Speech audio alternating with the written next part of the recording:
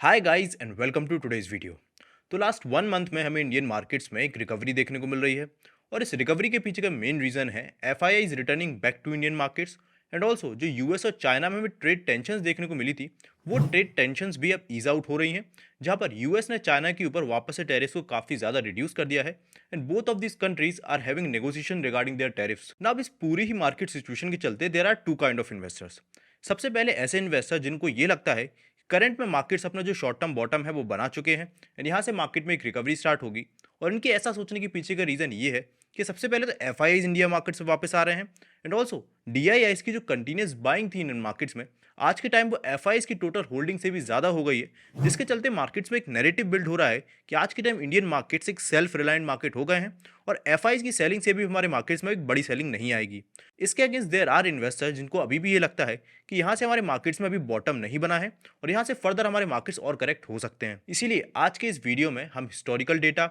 और फैक्ट्स के बेसिस पे ये समझने की कोशिश करेंगे कि एज एन इन्वेस्टर हम कैसे पता चले कि क्या हमारे मार्केट्स में एक बॉटम बन चुका है कि नहीं। तो अगर आपको वीडियो पसंद आए तो प्लीज़ वीडियो को लाइक ज़रूर से कर दीजिएगा, चैनल को सब्सक्राइब कर दीजिएगा एंड प्लीज़ उस बेल आइकन को भी क्लिक कर दीजिएगा, जिससे इस तरीके की इन्फॉर्मेटिव वीडियोस आपको इन फ्यूचर मिलते रहे। Now before we come to our first data point, सबसे पहले मैं आपको मार्केट्स में जो डिफरेंट तरीके के फॉल्स हमें देखने को मिलते हैं इनकी डेफिनेशन आपके लिए क्लियर आउट कर देता हूँ। तो देखिए, जो फॉल्स हमें टॉप से 0 to 10% देखने को मिलते हैं उनको हम माइनर फॉल्स की कैटेगरी में रखते हैं और इन फॉल्स की जो ड्यूरेशन होती है वो जनरली 1 to 2 मंथ्स होती है। सेकंड आते हैं हमारे मीडियम टर्म फॉल्स, जहां पर हमारे मार्केट्स हमें 10 to 20% तक फॉल होते हुए देखने को मिलते हैं और इन मार्केट फॉल्स की जो ड्यूरेशन होती है वो जनरली 2 to 5 मंथ्स की होती है। और इसके बाद जब हमारी मार्केट्स 20% से ज़्यादा फॉल होते हैं तो वहाँ हम बोलते हैं कि हमारे मार्केट्स ऑफिशियली बियर मार्केट की टेरिटरी में एंटर हो चुके हैं और ये जो फॉल होता है वो इन जनरल 12 to 18 मंथ्स चलता है। और बियर मार्केट के खत्म होने के बाद जब मार्केट में बुल रन स्टार्ट होता है तो ये जो बुल रन है वो इन जनरल 36 मंथ से लेकर 48 मंथ तक चलता है। तो यहाँ पर यही एक क्वेश्चन आता है कि जो सितंबर के मंथ के बाद से इंडियन मार्केट में हमें अराउंड 17% का करेक्शन देखने को मिला था, क्या ये एक मीडियम टर्म का करेक्शन था जिसके बाद से हमारे मार्केट्स ने बॉटम अप बना लिया है, या फिर अभी हम एक बहुत बड़े जो बेयर रन है उसके करेक्शन के बीच में है और ये जो बेयर रन है ये और भी ज्यादा कंटिन्यू हो सकता है। तो ये जानने के लिए सबसे पहले जिस इंडिकेटर की हम बात करेंगे वो है Buffett indicator. And as the name suggest, ये जो इंडिकेटर है ये वॉरेन बफेट ने खुद दिया है, जहां पर उन्होंने ये बताया है कि अगर आप एक कंट्री के स्टॉक मार्केट में जितनी भी टोटल कंपनीज लिस्टेड है, अगर उनका टोटल मार्केट कैप को डिवाइड कर दोगे उस कंट्री के जीडीपी से,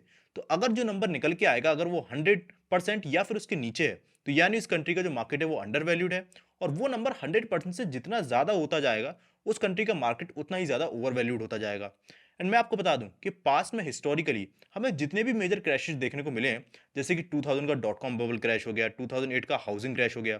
2015 के केस में भी जो इंडिया का बैंकिंग क्राइसिस देखने को मिला था, और इवन 2020 का जो इंडिया में या फिर ओवरऑल वर्ल्ड में कोविड क्रैश हमें देखने को मिला था, इन सारे ही मेजर क्राइसिस की सिचुएशन में बफेट इंडिकेटर में हमें एक स्पेसिफिक पैटर्न देखने को मिला है जो कि हमें ये आइडिया देता है कि क्या एक्चुअली हमारे मार्केट्स बॉटम आउट हो चुके हैं या नहीं। तो क्या है वो पैटर्न, चलिए समझाता हूँ। तो देखिए, हिस्टोरिकली जब जब हमारे मार्केट्स में बड़े करेक्शन आए हैं और उसके बाद एक बॉटम मार्केट में फॉर्म हुआ है, उस बॉटम के फॉर्मेशन पे अगर आप बफेट इंडिकेटर की वैल्यू देखोगे तो वो 60 से लेकर 90% की ड्यूरेशन में रही है, जो कि आपको ये चीज़ साइन देता है कि हमारे मार्केट्स जब एक्चुअली में अंडर वैल्यूड की एक सिचुएशन में पहुंच जाते हैं तब हमारे मार्केट्स में एक बॉटम फॉर्म होता है। अब ये जो सिचुएशन रही है ये तो रही है मार्केट में कोई बहुत बड़े फॉल की, पर ऐसा भी तो हो सकता है कि ये जो करंट फॉल हो ये एक मीडियम टर्म फॉल हमें देखने को मिले। तो ऐसे केस में भी मैं आपको बता दूं कि जब हमारे मार्केट्स में मीडियम टर्म फॉल के बाद हमें एक बॉटम लगते हुए देखने को मिला है, इवन एट दैट ड्यूरेशन हमारे मार्केट में जो बफेट इंडिकेटर की वैल्यू रही है वो 100 से 110 के बीच में रही है। तो राइट नाउ अगर आप करंट की सिचुएशन देखो तो करंट में हमारे मार्केट्स का जो टोटल मार्केट कैप है वो 5.2 ट्रिलियन है, और उसको अगर आप डिवाइड करोगे 3.9 ट्रिलियन से जो कि हमारी जीडीपी है, तो करंट हमारे जीडीपी के अकॉर्डिंग जो हमारा बफेट इंडिकेटर की वैल्यू निकल के आती है वो निकल के आती है 133%। और अगर आप ये देखोगे कि अप्रैल के मंथ में जब हमारे मार्केट्स ने अभी रिसेंटली बॉटम बनाया उस ड्यूरेशन में बफेट इंडिकेटर की वैल्यू क्या थी, तो उस ड्यूरेशन में अगर आप बफेट इंडिकेटर की वैल्यू देखोगे तो वो थी 123% की। अब ये चीज़ हमें क्लियर इंडिकेशन देती है कि राइट नाउ तो हमारे मार्केट्स ओवर वैल्यूड हैं ही, बट अप्रैल के मंथ से जब हमारे मार्केट्स में हमें रिकवरी भी देखने को मिल रही है, उस पॉइंट पे भी हमारे मार्केट्स जो एवरेज हमारे बफेट इंडिकेटर की वैल्यू थी उससे हायर पॉइंट पे ही टर्न अराउंड दे दिए थे। इसका मतलब इस चीज़ के काफ़ी ज़्यादा चांसेस है कि यहाँ से हमारे मार्केट्स वापस से इस पूरे फॉल को रिट्रेस करें और यहाँ से हमारे मार्केट से 12 to 15% का हमें करेक्शन देखने को मिले, जिससे जो एवरेज बफेट इंडिकेटर की वैल्यू है वो एटलीस्ट 100 to 110 के अराउंड आए, या फिर अगर इससे बड़ा हमें करेक्शन देखने को मिलता है तो ऐसे में हमारे मार्केट्स की जो बफेट इंडिकेटर की वैल्यू है वापस से 90 टू 100 के अराउंड आ सकती है। अब ये तो हो गया हमारा पहला इंडिकेटर। अब इससे पहले हम अपने सेकंड डेटा पॉइंट पे आए, मैं आपको बताना चाहूंगा कि अगर आप एक स्लाइटली मोर एक सीरियस काइंड ऑफ इन्वेस्टर हो, आप कंसीडर कर सकते हो हमारे चैनल की मेंबरशिप कम्युनिटी को चेकआउट करना, जहां पर मैं आपको टाइमली बेसिस पे मार्केट में प्रेजेंट अंडर वैल्यूड स्टॉक्स के रिगार्डिंग डिटेल एनालिसिस प्रेजेंट करता रहता हूं, एंड इसी के साथ मार्केट्स के रिगार्डिंग भी अपनी एनालिसिस आपके साथ शेयर करता रहता हूं, जिससे आप बेटर इन्वेस्टमेंट डिसीजन ले पाओ। तो अगर आप हमारी मेंबरशिप कम्युनिटी को ज्वाइन करना चाहते हो तो उसका लिंक मैं आपको डिस्क्रिप्शन बॉक्स में दे दूंगा, या फिर हमारे चैनल पेज पे जाके आप उस ज्वाइन बटन को क्लिक कर सकते हो। अब इसके बाद हम आते हैं अपने सेकंड इंडिकेटर पे। तो देखिए, निफ्टी के केस में अगर आप निफ्टी के हिस्टोरिकल रिटर्न्स देखोगे तो निफ्टी ने इन एन एवरेज अपने इन्वेस्टर्स को 13% सीएजीआर के रिटर्न्स डिलीवर किए हैं इन द लास्ट 20 ईयर्स। और ये जो रिटर्न्स है ये कैसे आते हैं, तो इसका फॉर्मूला सिंपल सा होता है कि निफ्टी के रिटर्न्स डिपेंड करते हैं GDP plus inflation plus dividend yield पे। यानी अगर हमारी इंडिया की जीडीपी 6 टू 6.5% के राउंड ग्रो कर रही है, इन्फ्लेशन 4 से 5% के राउंड हमारे यहाँ रहता है, और डिविडेंड यील्ड 1 टू 1.5% के राउंड होता है, तो इसीलिए हमारे ओवरऑल जो निफ्टी के रिटर्न्स है वो हमें 12 टू 13% सीएजीआर के देखने को मिलते हैं। अब ये जो रिटर्न्स है ये निफ्टी के लॉन्ग टर्म एवरेज रिटर्न्स है। मतलब मान के चलिए आज मार्केट में कोई बहुत बड़ा करेक्शन आता है और अगले 1 से 2 साल निफ्टी में हमें फ्लैट या फिर नेगेटिव रिटर्न्स भी देखने को मिलते हैं, तो ऐसे केस में अगले 2 से 3 साल जो रैली हमें मार्केट में देखने को मिलेगी वो उतनी बड़ी रैली होगी कि वो पिछले 2 सालों के जो भी नेगेटिव रिटर्न्स भी मार्केट में रहे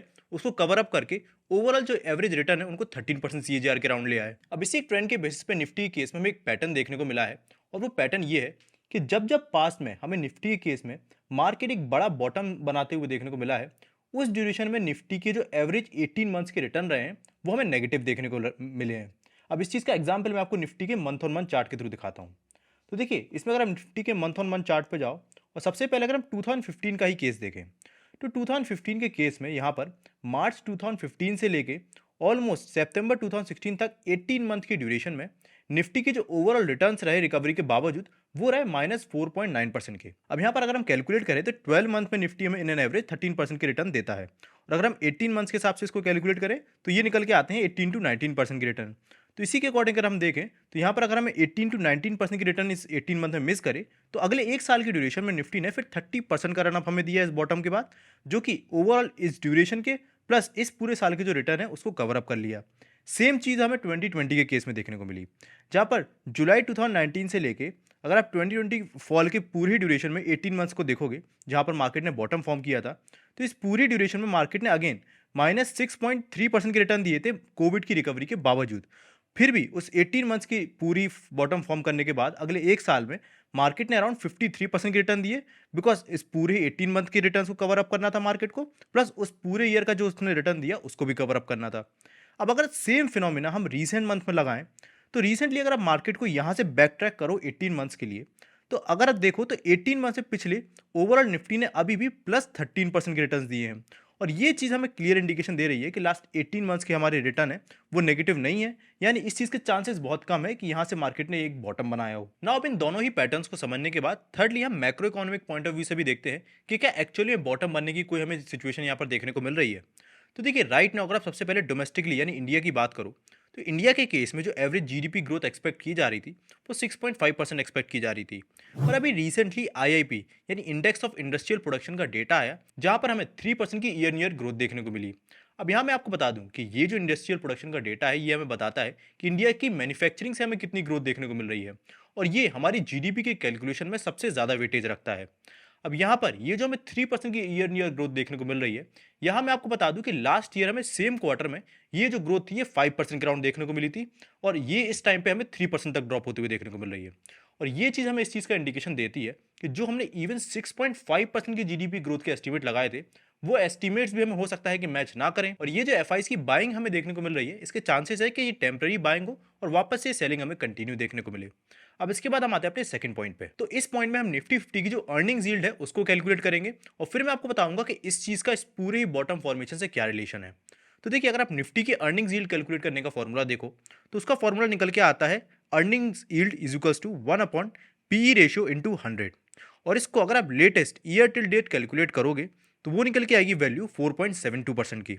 and yet let me tell you, अगर आप इसको लास्ट Q4 फाइनेंशियल 25 की अर्निंग्स यील्ड कैलकुलेट करोगे तो वो हमारी निकल के आ रही थी 5% की। यानी पिछले क्वार्टर के कंपैरिजन में ये जो पूरा ईयर रहा अभी तक हमारे निफ्टी केस में इसकी जो अर्निंग्स है वो हमें फॉलो होते हुए देखने को मिली है। पर इससे हमारे मार्केट्स के बॉटम का क्या लेना देना और इससे हमें क्या समझ में आता है? तो देखिए, यहाँ पर आपको समझना पड़ेगा कि इंडिया जैसे इमर्जिंग मार्केट्स में जब भी एफआईआईज इन्वेस्ट करते हैं तो उनके पीछे का सिंपल मोटो ये होता है कि अगर वो यूएस फॉर एग्जांपल यूएस के जो बॉन्ड्स है उनमें इन्वेस्ट कर रहे हैं और उनमें उन्हें 4.5 या 4.6% के अराउंड यील्ड मिल रही है, तो उनका सिंपल सा टारगेट रहता है कि अगर वो इंडिया के मार्केट में इन्वेस्ट कर रहे हैं जो इमर्जिंग मार्केट है और जिसमें उन्हें ज़्यादा रिस्क लेना पड़ रहा है, तो एटलीस्ट उन्हें यहाँ पर 2 से 3% का अल्फा तो मिले और तभी उनका फायदा है कि वो इंडिया जैसे इमर्जिंग मार्केट्स में इन्वेस्ट करने का रिस्क लें। पर अभी आप देखोगे तो यूएस की जो 10 ईयर्स की गवर्नमेंट बॉन्ड यील्ड है वो पिछले कुछ टाइम में बढ़ी है और करंट में जो यूएस की गवर्नमेंट बॉन्ड यील्ड है उसकी जो यील्ड चल रही है वो 4.48% के राउंड चल रही है। और यहाँ पर जो हम अपनी निफ्टी केस में जो अर्निंग्स यील्ड देख रहे हैं वो 4.75% के राउंड देख रहे हैं। यानी जो डिफरेंस है यूएस के सेफ गवर्नमेंट बॉन्ड यील्ड में जो उनको रिटर्न मिल रहा है उसके और जो निफ्टी उनको ओवरऑल रिटर्न देगा उसके, वो जो डिफरेंस या फिर जो गैप है वो कम होता जा रहा है। अब ऐसे केस में आप खुद सोचिए कि एफआईआईज थोड़े कम रिटर्न लेके यूएस के गवर्नमेंट बॉन्ड जैसे एसेट में इन्वेस्ट करेंगे जहां पर उन्हें श्योर शॉर्ट रिटर्न मिलने वाले हैं, या फिर इंडिया जैसे इमर्जिंग मार्केट में जहां पर उनको वॉलेटिलिटी भी देखने को मिल रही है और उनके ओवरऑल जो रिटर्न है उन पर भी उनको रिस्क देखने को मिल रहा है। अब थर्डली हम देखते हैं यूएस के मैक्रोस को। तो देखिए, हम सभी को पता है कि ओवरऑल वर्ल्ड के जो मार्केट्स हैं उनमें जब जब बुल रन आता है या फिर बेयर रन आता है, तो वो जो बेयर और बुल रन होता है वो लीड करते हैं कंट्रीज के सेंट्रल बैंक्स। और से केस में एक सेंट्रल बैंक जो सारी ही वर्ल्ड की मार्केट्स को एक तरह से कंट्रोल करता है वो है यूएस का फेडरल रिजर्व। अब यूएस के केस में अगर आप देखो तो इस बार सिचुएशन थोड़ी हमें कंसर्निंग देखने को मिल रही है और वो कंसर्निंग पॉइंट क्या है और वो कैसे मर्ज हुई चलिए बताता हूँ। तो देखिए, अगर आप यूएस के केस में यहाँ पर ऑब्जर्व करो कि पास्ट में जब जब यूएस में हमें इंटरेस्ट रेट्स हाइक देखने को मिले हैं, यानी आप 1989 से ही अगर कंसीडर कर लो, तो with in a year interest rate hike करने के बाद वापस से हमें इंटरेस्ट रेट में कट देखने को मिल रहा है। जहाँ पर आप 1989 की सिचुएशन देख लो, चाहे आप 2000 की सिचुएशन देख लो, चाहे 2005 की सिचुएशन देख लो जहाँ पर अगेन अगेन एक साल के अंदर अंदर इंटरेस्ट रेट कट हुए थे। अगेन 2018 की सिचुएशन में अगेन एक साल के अंदर अंदर हमें रेट कट्स देखने को मिले थे।